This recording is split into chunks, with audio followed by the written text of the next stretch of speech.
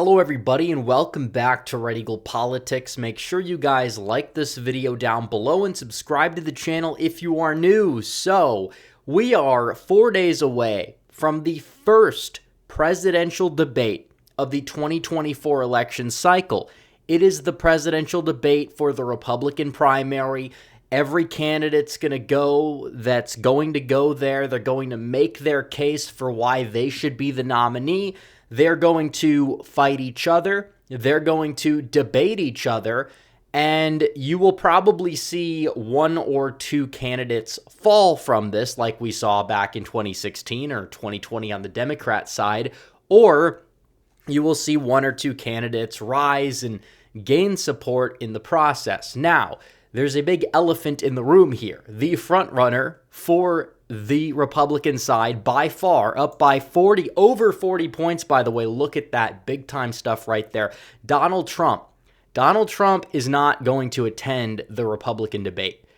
And he's up by 40 points. He has beef with Fox News, and he's not going to be attending the first debate as a result. He also is not signing the loyalty pledge to support the nominee, mainly because he's confident that he believes he's going to be the nominee. But he also did say there's a couple people who he would not support if they got the nomination, and I don't really blame him. If Nikki Haley or Francis Suarez or Asa Hutchinson, if those people got the nomination, I probably would vote third party because I wouldn't see a point, and I'd vote Republican down ballot. So I can't exactly blame Donald Trump for going out there and not signing that pledge. But this is very important because people are saying, well, Trump's going to fall in the polls. That's possible that it could happen if he's not at the debate.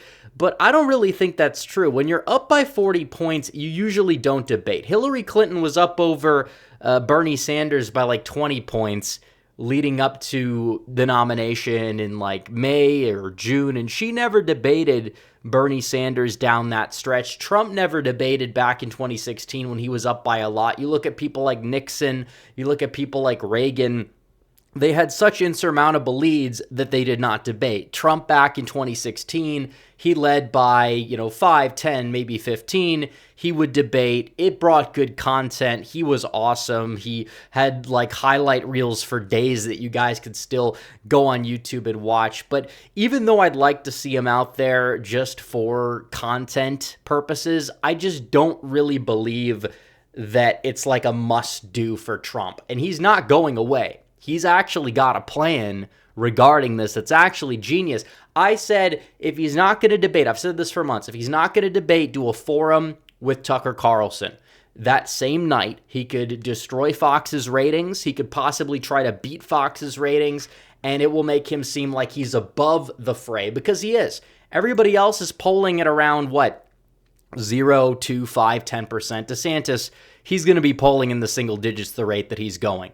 And it's possible he could get chewed out at this debate and he'll not know how to respond because he doesn't really have that charisma or just the witty ability to respond on his feet without something that's like printed off a note card. It's like the Marco Rubio, Chris Christie thing in 2016, except Rubio came off at times as like likable, genuine, charismatic, you name it, even though he was robotic. And that kind of helped him improve since then as a politician. He's not nearly as, I guess you would say, as much of a run-of-the-mill guy as he was. He's improved, is what I'm saying, on rhetoric, on the issues since then, you name it. But still, that's beside the point. You're looking at this debate right here. Trump is going to go on Tucker on debate night. He's going to do something with Tucker Carlson. It's the smart move. He's up by 40, possibly 50 points in some of these polls. There's no need to debate. And more people that are Republicans, they'll be watching Trump. The debates, I'm sure people will try to catch both, and I'm going to have to catch both because of what I do. But you're looking at it, and it's like he will destroy Fox's ratings, comparatively speaking, to what they could have been, even if he was there. He doesn't want to throw them a bone. They're setting up a trap for him, potentially. And even though he could go in there, just like the CNN town hall, flip the script on its head, he just sees it as, I have really too much to lose at this point and not enough to gain, even though he probably wouldn't lose. And Trump going on Tucker, it's smart. That's what it is. People are like, he's a coward. He won't debate. But he's not really the coward here. He's somebody that's up by 40 points. There's really no need for him to do it. If Donald Trump was down by 40 points, I guarantee you that the DeSantis people would be making excuses for DeSantis not debating, but that's not entirely the case. Donald Trump has an insurmountable lead. If his numbers fall because he wasn't at the debate, I can guarantee you that he's going to be at the next one. And that's how these things work. There's going to be another debate next month, another debate the month after that. I'm sure you could look at this here, or yeah, there's going to be one in September and one in October in Alabama. But all of these candidates are just really vying for second place, and we'll see what happens. DeSantis going out there and having to deal with somebody like Vivek Ramaswamy, who in a way acts as Trump's attack dog and has a lot more charisma and kind of, I guess you would say, has more appeal to that Trump MAGA base than really any of these other candidates. It's possible that Vivek will gain. And if Trump does fall a couple of points, it's mainly because people are going to be going to Vivek for the time being. But either way, the Vivek supporters are all going to vote for Trump in the general election, regardless of whatever happens, more likely than not. So we'll see what happens there. But either way, it's going to be an interesting debate, nevertheless. And by interesting, I mean interesting in the fact that you have a bunch of people that are out there that really have no chance. So what exactly will the angle be? We don't know. Are they going to all attack DeSantis because they're going to try to get that mantle of second place? That's a possibility. Or is it just going to be a never Trump cope fest? I'm sure you're going to see a little bit of a mix of both, but you have to see who's going to be at the debate. You have Doug Burgum, governor of North Dakota. Nobody really knows who he is, probably in his home state even. And then you have DeSantis, Nikki Haley, Mike Pence, Vivek Ramaswamy, Tim Scott. Those candidates there, you look at DeSantis, Haley, Pence, Vivek, and Scott, they're going to be the ones vying for second. Make no mistake about it. Then you have Chris Christie, who is going to probably try to eat everybody on the debate stage to claim victory. And then you have Perry Johnson from Michigan. He ran for governor, got disqualified, then decided to run for president. I'm interested to see if he's going to see a surge. It's kind of like the meme factor, if anything. Then you have Asa Hutchinson, probably one of the most egregious rhinos on that stage. Will Hurd doesn't look like he's going to qualify. Francis Suarez, maybe he'll qualify. Again, signing the pledge is very key here because some of these guys are like avowed never Trumpers. Like DeSantis, he's going to endorse Trump.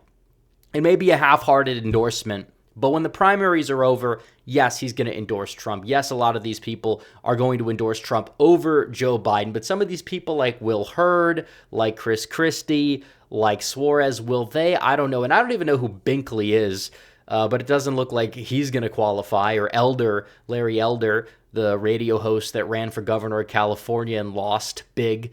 It doesn't look like he's going to qualify either. But either way, you're probably going to have 10 people out there or so on that debate stage. It's going to be another clown show. It is a clown car. And these people, like Trump said, at most it'd be a VP audition. But does Trump really want any of these people to end up being his vice president? I know a lot of his base likes Vivek, but you talk about the appeal that he brings. I think he's more of like a cabinet member type than a VP type, at least for right now. And that's the way we see it. So it's going to be an interesting night. We'll definitely cover the debates. We'll do like a post-debate stream when this does end up going down. We'll also have to do a post-forum stream. Maybe we'll talk about both. I don't know. But either way, we're back. Politics are back. They're in full swing. This is the election season. Definitely, it seemed like the midterms just happened. And they happened not even a year ago, but we're already talking about the next cycle. We're already talking about 2024 and what's to come for the presidential election year, and we're already there. And Donald Trump has a sizable lead, not just in the primary, but also the general election. Biden and Trump tied. That means Trump's winning the Electoral College, and that's the way it works. So that's the popular vote. They're in a virtual tie in the popular vote.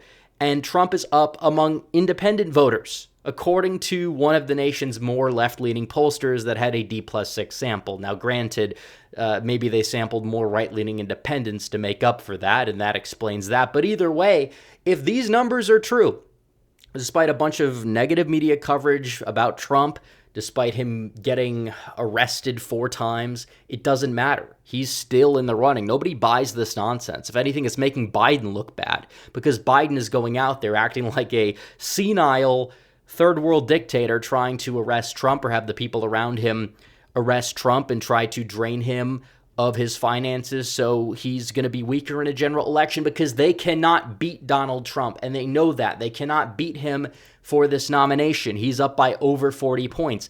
That's why he's not debating. DeSantis has lost over half of his support since February, or even, I guess you would look at this, he's lost it since the end of March, the start of April. He's lost more than half of his support base in the past 4.5 months, and a lot of that has gone directly to Donald Trump. So it's laughable that anybody thinks that anyone besides Trump has a chance. We might as well just get behind Trump, unify behind the nominee, and hopefully we can do so he can go out there and defeat Joe Biden next November, despite of whatever bogus charges they're going to be throwing his way that are not sticking in terms of the general public. So anyways, guys, thanks for watching this video. Like this video down below, comment down below, subscribe to the channel, hit the bell for notifications so you never miss another video. The links are all in the description down below. As always, guys, thanks for watching. Red Eagle, out.